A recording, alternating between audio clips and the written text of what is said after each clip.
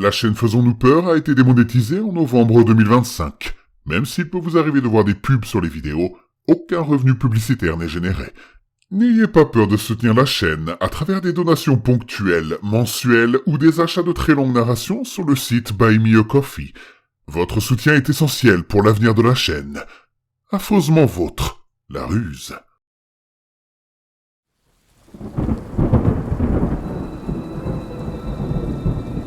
Attention, le contenu de cette vidéo peut heurter la sensibilité des plus jeunes. Vous êtes prévenus.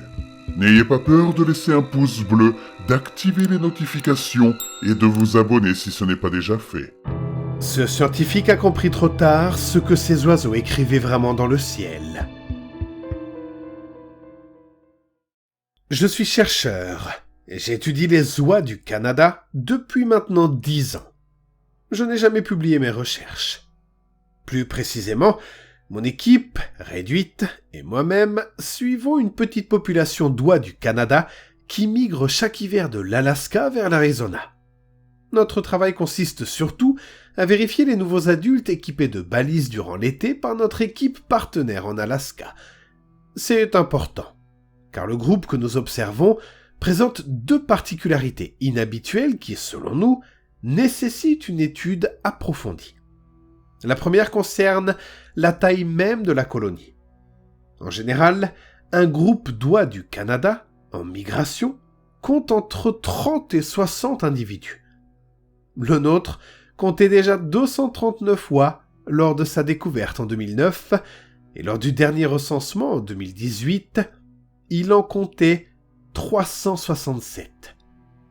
Le groupe d'oies a été repéré pour la première fois par un pêcheur au lac Pleasant. Lorsqu'il a vu cet immense groupe se poser à la fin du mois de novembre, à une période où le lac est désert, loin de l'agitation estivale. Les premières recherches se sont limitées à un simple comptage et à la pose de bracelets de suivi sur quelques individus.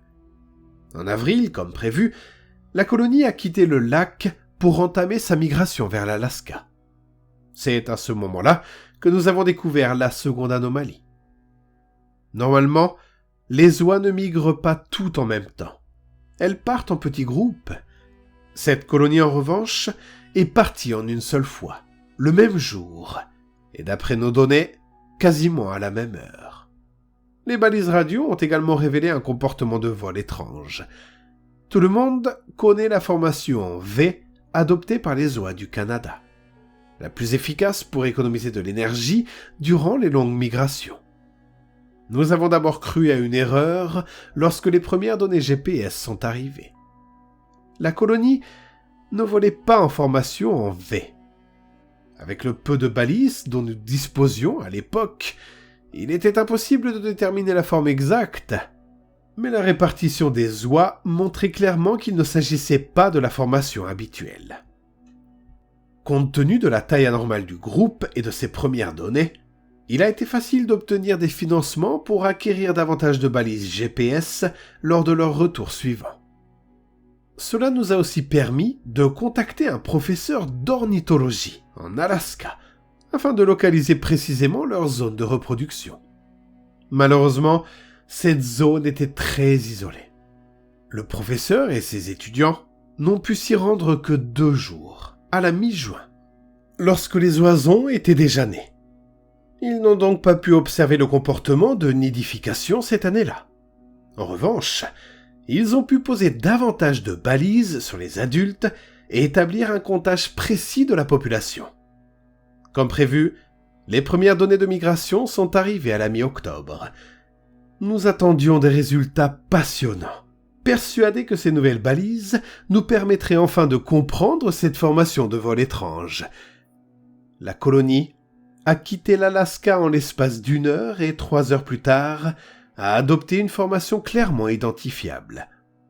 Elle restait difficile à lire, sans doute à cause du nombre impressionnant d'oies. C'est l'un de mes étudiants qui a fait le lien, littéralement. Les données GPS n'étaient qu'un ensemble de points représentant chaque individu équipé. L'étudiant, dont je tairai le nom, m'a envoyé la carte lorsque les oies survolaient la Colombie-Britannique. Malgré des zones incomplètes, un mot apparaissait distinctement. Butcher. Oui. Les oies volaient en formant le mot Butcher. Comme beaucoup d'entre vous le feraient, j'ai rejeté cette interprétation. Une erreur de GPS ou un esprit trop imaginatif reliant des points qui n'avaient aucun sens. Butcher veut dire boucher. Les oies se sont posées au lac Pleasant début novembre. Par un hasard troublant, le même pêcheur que la première fois se trouvait sur le lac et nous a prévenus de leur arrivée. Je me souviens très bien de son mail. Il insistait sur le malaise qu'il avait ressenti en les voyant approcher. Il était bouleversé parce qu'il avait clairement vu la formation dessiner son propre nom de famille, Butcher. Quelle coïncidence! C'était la seule explication raisonnable qui me venait à l'esprit. Ou alors mon étudiant s'était amusé à me faire une blague avec la complicité de ce cher pêcheur. J'ai cessé d'y croire 2 semaines plus tard, en voyant le visage du pêcheur aux informations locales.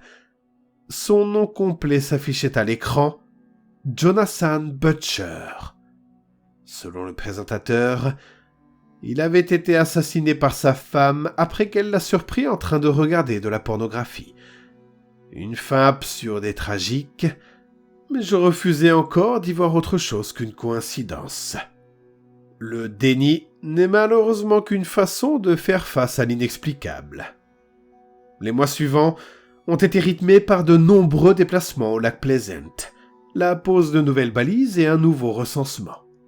En avril, la colonie est repartie d'un seul bloc, comme l'année précédente. Cette fois, grâce aux données GPS reçues quelques heures plus tard, la formation était bien plus lisible. Le mot formé était clair. Dupré. C'est à ce moment-là que j'ai commencé à croire que quelque chose n'allait vraiment pas. J'avais moi-même récupéré les données. Il était donc absolument impossible qu'un membre de l'équipe les ait manipulées.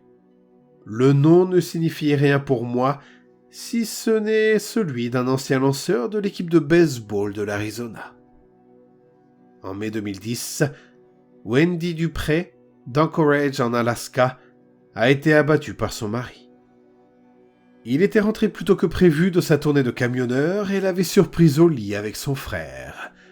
Cela s'est produit 2 semaines et demie après l'arrivée des oies sur leur zone de reproduction. Obsédé par cette colonie, j'ai demandé à un collègue de passer du temps sur les lieux de reproduction pour observer d'éventuels comportements étranges. Il y est resté 1 semaine entière, seul, à compter les individus et à poser encore plus de balises. Rien d'anormal n'a été observé, aucune réponse. En octobre 2010, la colonie a quitté l'Alaska pour l'Arizona. Après ce qui s'était déjà produit, j'ai attendu les premières données avec angoisse. Townsend. 1 semaine et demie après l'arrivée des oies au lac Pleasant, Jacqueline Townsend est morte dans un accident de voiture. Son mari, ivre, conduisait en sortant d'un bar au nord de Phoenix. Il a survécu et a été inculpé pour homicide involontaire. Avril 2011.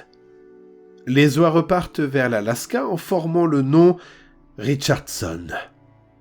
En juin 2011, Tim Richardson disparaît dans la nature sauvage d'Alaska lors d'un camping avec son partenaire. Ce dernier est retrouvé, et Tim, jamais. Il est officiellement déclaré mort. Annie Nowak, assassinée par son mari violent à Phoenix en décembre 2011, 2 semaines après l'arrivée des oies. Brennan Zamora, Maeve Doherty, Emmanuel Chambers. Tous morts par la faute de la personne qui prétendait les aimer le plus. Tous morts dans les 3 semaines suivant l'arrivée des oies à moins de 160 km de chez eux. Tous désignés à l'avance. Je n'ai jamais publié mes recherches. Je ne voulais pas passer pour un fou et perdre mes financements. Mais je ressens aujourd'hui le besoin d'en parler. Car les oies ont quitté leur refuge d'hiver au lac Pleasant hier. Comme toujours, leur formation dessinait un nom. Je suis actuellement en Alaska, en voyage professionnel avec ma femme, et j'espérais voir cette colonie arriver de mes propres yeux. J'étais même impatient de consulter les premières données GPS. Je l'étais beaucoup moins lorsque j'ai vu le nom qu'elle formait. Stephenson. Je m'appelle Dr. Aaron Stephenson.